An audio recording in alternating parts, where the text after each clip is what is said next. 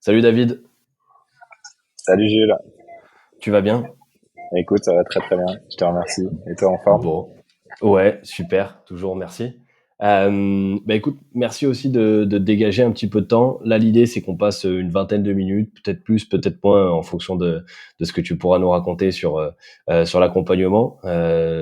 Tu as fait un accompagnement Scalisia, tu es encore en cours d'ailleurs avec une des agences Ouais, de Scalisia.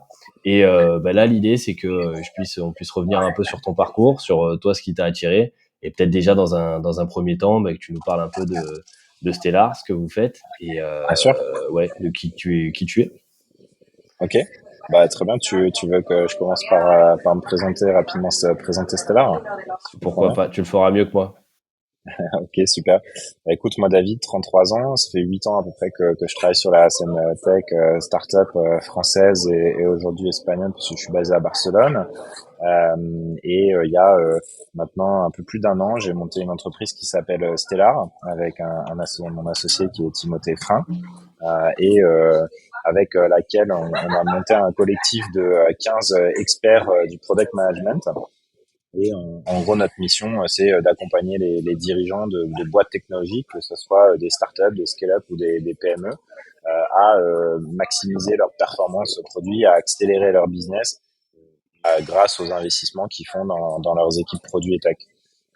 Parce qu'on a remarqué que beaucoup investissent dans de l'acquisition, donc à travers du marketing ou des équipes de vente commerciales, que derrière, malgré ça, ils n'arrivaient pas à atteindre leurs objectifs pour plein de raisons, parce qu'ils ont des équipes tech ou produits qui sont surchargés, parce que leur produit est buggé, parce que leur produit ne répond pas aux attentes de leur marché, aux attentes de clients, se fait dépasser par la compétition, et donc on les aide à maximiser en fait leur retour sur investissement et on les aide à obtenir leurs objectifs business de cette manière-là. On accompagne une quarantaine de clients depuis maintenant un an la boîte se développe plutôt bien puisqu'on a signé un premier client aux US et un premier client en Espagne, au-delà de nos clients français.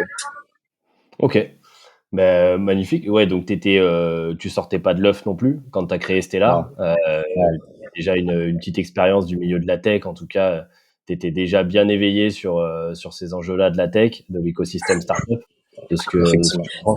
Ouais, ok. Ouais. Et ouais, dis-moi. Non, non, vas-y, vas-y. Bon, je pense que ça Et sert pas à grand-chose de revenir sur ma première boîte. On va concentrer l'essentiel sur Stellar. si ça vous intéresse, vous irez suivre Timothée et David sur LinkedIn. Il y a plein de contenus Ouais, Timothée intéressants fait pas.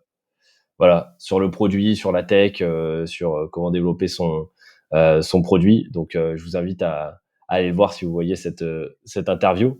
Pour en revenir plutôt à l'accompagnement là de Scalisia, qu'est-ce qui t'a amené à faire appel à Scalisia au départ? Quelles étaient les Ouais, problématiques, les enjeux que vous rencontriez de votre côté? ouais. Donc après 6 mois avoir lancé notre activité, on a été un peu frustré en fait par le volume de leads qu'on arrivait à générer.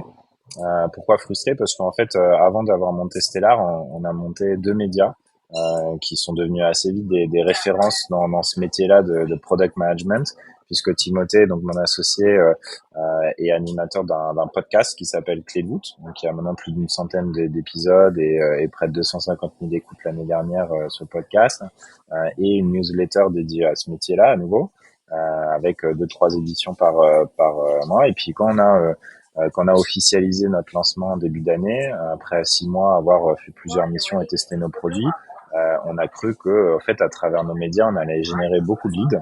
On a testé aussi d'autres canaux d'acquisition, que ce soit via LinkedIn ou l'email, et on a eu des résultats très décevants.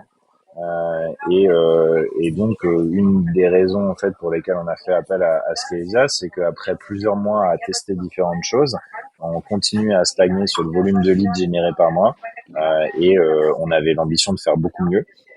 Et donc, on a fait appel à l'expertise de Scalesa avec l'objectif d'augmenter ce nombre de leads, hein, tout simplement.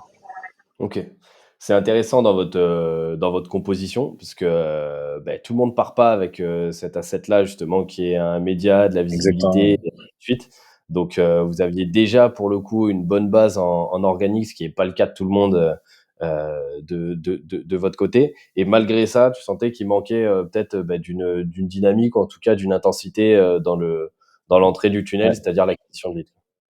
Je pense un des apprentissages qu'on a eu, c'est qu'on a cru que notre média allait être un moteur d'acquisition très rapidement, alors que Ouais. ça a été plutôt un actif de crédibilité, mais n'est pas un moteur d'acquisition. Et on s'est trop reposé sur ce dernier pour atteindre nos objectifs. Et puis on a testé avec un manque de compétences certain d'autres canaux au vu des résultats. Donc c'est pour ça qu'on a décidé de s'entourer d'experts. Ok. Et qu'est-ce qui vous a, parmi l'ensemble des options finalement possibles sur un marché, qu'est-ce qui vous a convaincu justement de partir avec Scalisia? Ouais, bah déjà on se retrouve beaucoup dans le mindset, dans la culture qui est assez bien affichée. Jeune entrepreneur, dynamique, ambitieux, orienté client aussi. Et puis on a beaucoup aimé la marque hein, qui repose aussi sur un média, donc on s'est reconnu aussi en vous, peut-être avec un lancement plus décalé. Hein, ça fait que quelques mois vraiment qu'on est officiel sur nos produits actuels. Et puis l'expertise, c'est vrai que nous on avait fait appel à ton associé à Benoît sur d'autres sujets stratégiques auparavant par amitié. Et puis on a cru lire une expertise assez différente qu'on voyait pas dans d'autres agences et ce qui nous a donné envie de partir ensemble. Ok. Et c'est quoi les premières améliorations que tu as vues, tu vois, une fois que tu t'es lancé dans Ouais. l'accompagnement? C'est vrai qu'on avait eu pas mal d'échanges à l'époque. Une fois que tu t'es lancé, c'était quoi les premiers points et les premiers axes d'amélioration que tu as pu percevoir? Bah, très simplement, ça a été le partage de l'expertise. Donc, on est parti sur un modèle où en gros, on a appris votre expertise et on l'a mis en pratique avec le suivi de vos équipes. Et donc, notamment sur la partie setting. Donc, on a tout simplement lancé un nouveau canal d'acquisition qu'on n'avait jamais testé, fort de notre communauté LinkedIn sur le profil de Timothée. Donc, on a appris en fait à cibler des personnes sur LinkedIn et à entamer des conversations avec elles qui soient plutôt authentiques, mais de manière quasi automatisée. Ce qui nous a beaucoup plu dans la démarche. Il y a une vraie volonté d'être intéressé par ce que fait l'entrepreneur ou notre cible, et puis à vrai d'apprendre la technique pour l'orienter vers ce qu'on a à lui apporter et générer des rendez-vous. Et donc on a eu un premier mois où on a appris à maîtriser cette technique avec Fabien qui est un de vos experts, et puis on a le second mois déjà, tu vois, obtenu 15 rendez-vous, ce qui nous a permis de quasiment doubler dès le mois suivant notre volume de rendez-vous par rapport à l'historique qu'on avait sur le premier trimestre de l'année. Et Ok. puis c'est une tendance qui s'est poursuivie sur le second mois de l'accompagnement. Ok. Donc ouais, quasiment x2 là sur le nombre de leads. On a fait x2 en volume de rendez-vous en ouvrant un canal d'acquisition. Et puis après, on en a ouvert un nouveau qui était l'outbound email, sur lequel on a testé une campagne sur un nombre de personnes très très limité. Euh, et, euh, et on est arrivé après un trimestre d'accompagnement à la conviction que c'était bien d'apprendre l'expertise et de l'appliquer, mais comme on avait augmenté notre volume de rendez-vous et donc aussi notre clientèle, parce qu'on avait un pipeline historique nous dans la boîte et puis pas mal de réseaux, on a manqué de temps. Et c'est là où on a décidé de continuer à vous faire confiance et de faire ce que vous appelez du done for you, et donc de reposer sur l'expertise de vos équipes et puis et le temps de vos équipes pour nous générer ce même volume de leads, quoi. Ouais, carrément. C'est vrai que c'est intéressant justement le parcours que vous avez eu, ce côté avec cette volonté d'internaliser, d'apprendre dans un premier temps, d'aller tester un canal, de mettre les process et de garder en main justement cette partie acquisition, et Ouais. derrière de déléguer, mais ce qu'on appelle nous on n'est pas contre le fait de déléguer, loin de là, mais on est pour le fait de maîtriser quand on vient déléguer, c'est-à-dire comprendre ce que va faire un prestataire, comprendre ce qu'on a mis en place, et surtout que ça ne dépende pas uniquement d'un prestataire, mais demain, s'il se passe quoi que ce soit avec une agence, si vous avez envie de recruter quelqu'un sur cette partie-là, vous êtes capable de le former, de l'onboarder et de passer à l'échelle. Donc c'est quelque chose qui est intéressant aussi, ouais, dans le parcours que vous avez eu chez Ah, Scalisia. moi, tu vois, j'ai accompagné plus de 200 entrepreneurs à lever des fonds, investi dans une quinzaine de boîtes. Et c'est vrai que souvent, ce qu'on dit quand on a cette casquette-là aux entrepreneurs, c'est de savoir bien s'entourer, mais avant de maîtriser une partie de l'expertise parce que c'est difficile de manager des équipes tech ou business si tu sais pas en fait en quoi consiste leur travail. Et donc cette phase de lancement business qu'on a eu et puis d'apprendre des meilleurs et de pouvoir mettre en application une partie du knowledge, c'est hyper important pour demain avoir nos propres équipes et puis être capable de les manager correctement et de savoir si elles sont performantes ou non quoi. Donc je pense que c'est un peu un passage oublié de l'entrepreneuriat que vous permettez. Ouais. Ok, très clair. Et qu'est-ce que tu as préféré, toi, dans l'accompagnement Skellesia? Qu'est-ce qui t'a le plus plu? Et peut-être même, est-ce qu'il y a des choses qui t'ont surpris? Ouais. Surpris dans l'aspect négatif, tu veux dire, où je fais un point plutôt positif Positif, et un point, ouais, positif ou négatif? Franchement, là vraiment, comme tu le sens, peut-être que c'était hyper conforme aux attentes. Peut-être que tu es arrivé et que tu t'es dit: «Tiens, il y a des extra miles finalement où je m'y attendais pas du tout avant de rentrer dans l'accompagnement». Et ouais. derrière ça, bah, ouais, qu'est-ce qui t'a le plus plu toi de ton côté? Ok. Moi, ce qui m'a le plus plu, c'est le cadre théorique. C'est-à-dire que il y a un cadre théorique qui est hyper bien défini, hyper pédagogique, et donc en fait, on arrive très très vite en fait à accéder à l'expertise, à comprendre l'expertise. Ce qui est pas simple du tout. Vous avez réussi à vulgariser une expertise, à nous donner un avant-goût, à réussir très très vite à mettre en pratique votre expertise et à en vivre les premiers effets, quoi. Donc ça, j'ai beaucoup apprécié. J'apprécie aussi beaucoup le professionnalisme des équipes. Vous avez des personnes qui travaillent avec vous qui ont une attitude entrepreneuriale. C'est pas des consultants, donc c'est des gens qui ont le smile, qui ont envie de toujours de servir, toujours avoir le plus d'impact, qui sont hyper attentifs à nos attentes. Donc ça c'est hyper intéressant. Et puis nous on est à un stade de vie business où on a tu vois on travaille avec 15 freelances, on n'a pas forcément des gens pour nous manager en interne, on est deux founders et donc de pouvoir se reposer sur des gens qui ont confiance en eux et qui sont capables de nous cadrer dans nos objectifs et nos attentes, c'est bien quoi. Et puis OK. comme on est en train d'exécuter, voilà. Ce qui m'a un peu surpris pour moi, mais ça se justifie certainement, c'est un peu le temps d'onboarding. Ouais. On a eu un délai de lancement qui était un peu long pour nous. On a vraiment pu commencer à apprendre après 3 semaines. Et donc ça c'est vrai. Et puis après on a mis les choses au clair, mais c'est vrai que c'est quelque chose qui nous avait un peu surpris. Tu sais, on était en attente nous, hein. Mais il y a une Ouais. phase un peu stratégique que vous avez d'entrer dans notre business, de timer aussi les choses qui est importante. Mais s'il y avait un truc potentiellement j'aurais amélioré ou j'aurais réduit, c'est ce temps où nous on a beaucoup d'attentes et puis on est obligé d'attendre de vous faire rentrer à la maison pour que vous puissiez nous aider quoi. Ouais. C'est le principal sujet. Et puis après, c'est plus une frustration, mais qui est personnelle, c'est on a très peu de temps finalement dans notre quotidien d'entrepreneur pour exécuter votre expertise. Et donc, on aurait tendance à aller très très vite vers le done for you, quoi. Une fois avoir appris l'expertise, de pouvoir vous déléguer cette partie-là et avoir des équipes en externe qui font le boulot, quoi. Ouais, pour le coup, bah, c'est sûr que vous êtes 2. On sait que le temps d'un entrepreneur, c'est la ressource clé. Ouais, Il y a eu, quand tu doubles le nombre de leads, étant donné qu'en plus tu es au four et au moulin parce que, bah, tu fais et l'acquisition et en plus tu viens prendre les appels, donc exactement. tu viens gérer toute la partie commerciale. Donc tu as pas forcément d'équipe. C'est aussi le charme de la croissance, c'est qu'on vient régler un premier problème, qui vient en créer un nouveau. Et ce nouveau goulot d'étranglement, bah, c'est la question, c'est comment maintenant on va venir le régler par la suite. Vous, vous êtes passé par de l'externalisation avec nous. Ça aurait très bien pu être un sujet de recrutement commercial ou autre. Mais Mm. derrière, il y a plein de chemins différents. Donc ouais, on est conscient que ce temps-là, c'est important. Pour toi, ce serait quoi le temps idéal à allouer à un accompagnement?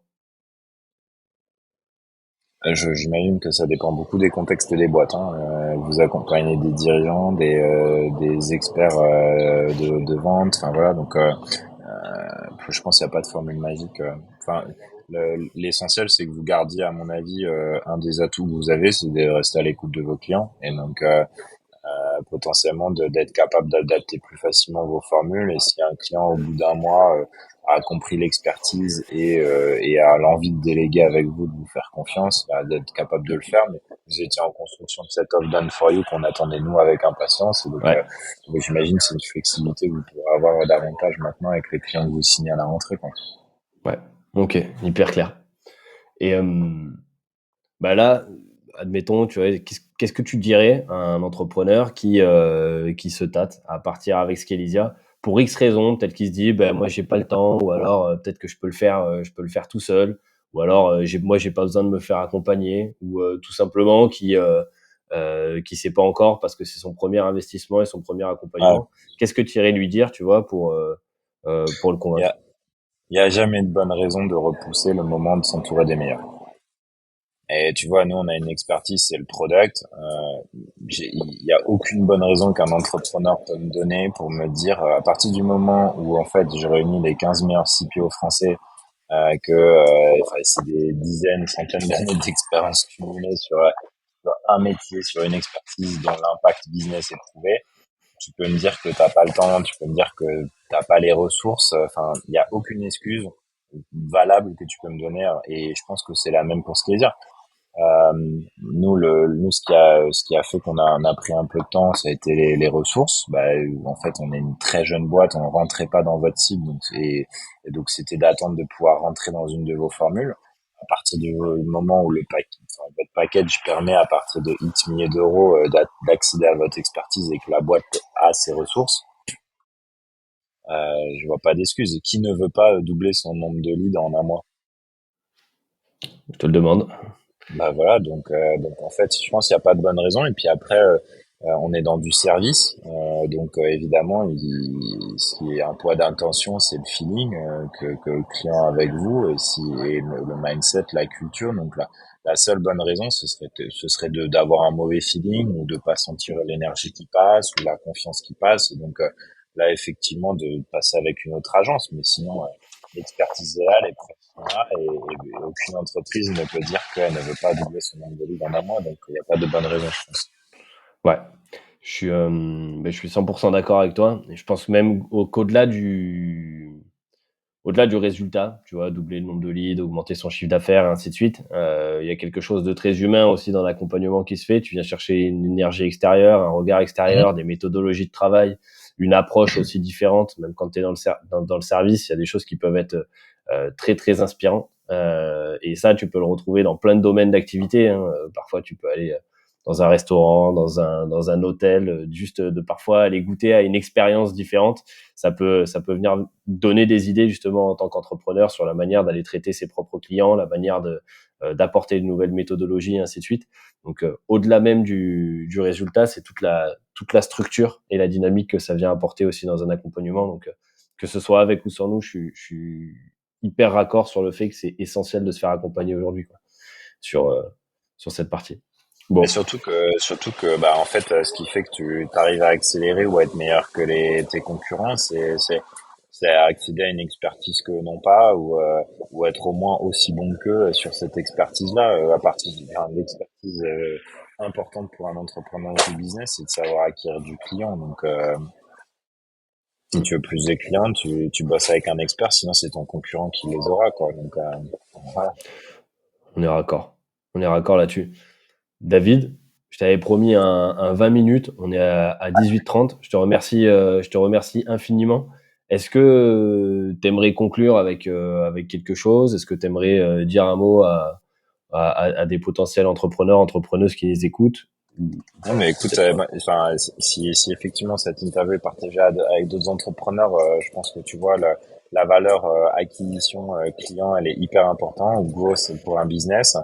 Nous, on a un des autres axes et piliers de réussite et de succès d'une entreprise, c'est le produit. On a les meilleurs experts français sur le sujet.